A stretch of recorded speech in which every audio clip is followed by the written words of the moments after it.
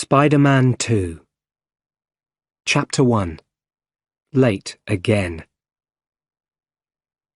She looks at me every day. Mary Jane Watson. Her picture is all over New York.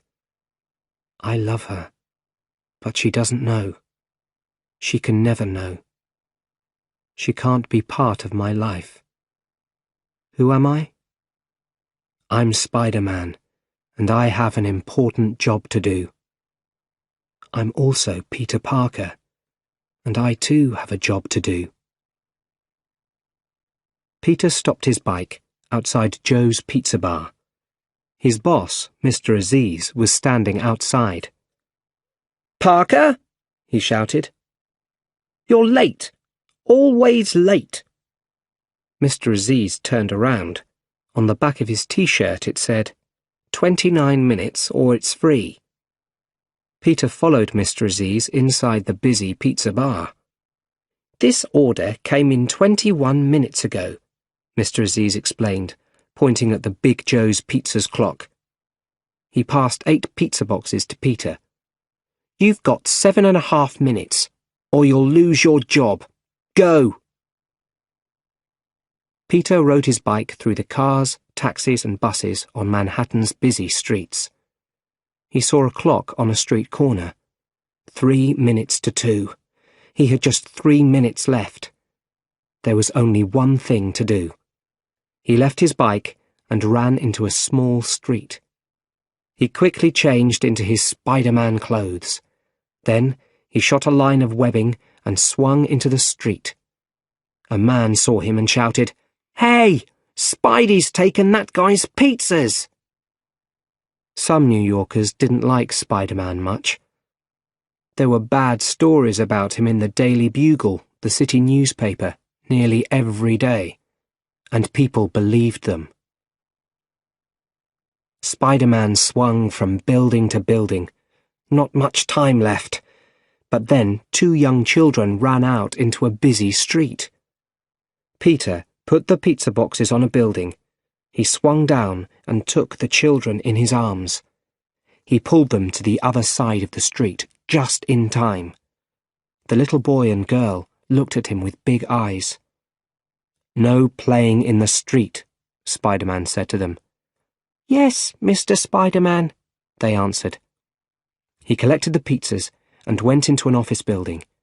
It was 3 minutes past 2. "You're late," said the woman behind the desk. "I'm not paying for those."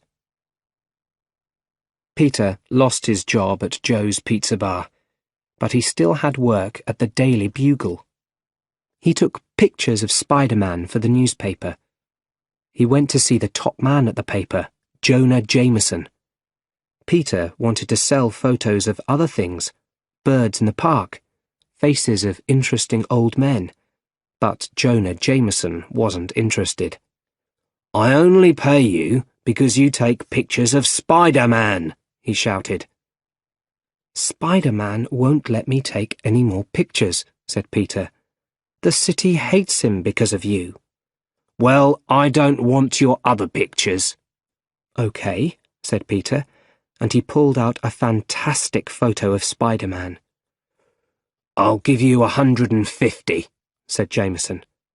300, said Peter. Okay, said Jameson. "Go and see Betty." Peter went to get the money from Betty Brandt. Betty worked for Mr. Jameson. "You borrowed some money 2 weeks ago," she said kindly. "I can't give you any more. Sorry." "Oh no," thought Peter. "I'm late again." He ran to the university. He ran faster than any ordinary person. People were looking at him, but he didn't care. He turned a corner and ran into someone. Books and papers flew everywhere. Peter took the books and papers in his hands and stood up, right in front of his teacher.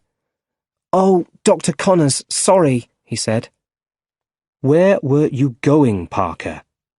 "To your class." "My class is over," said Dr. Connors. "Look at you, Peter. You're always late for class. You're always so tired. Your homework on fusion is late. I know, said Peter. I'm planning to write my fusion homework on Dr. Otto Octavius. Octavius is a friend of mine.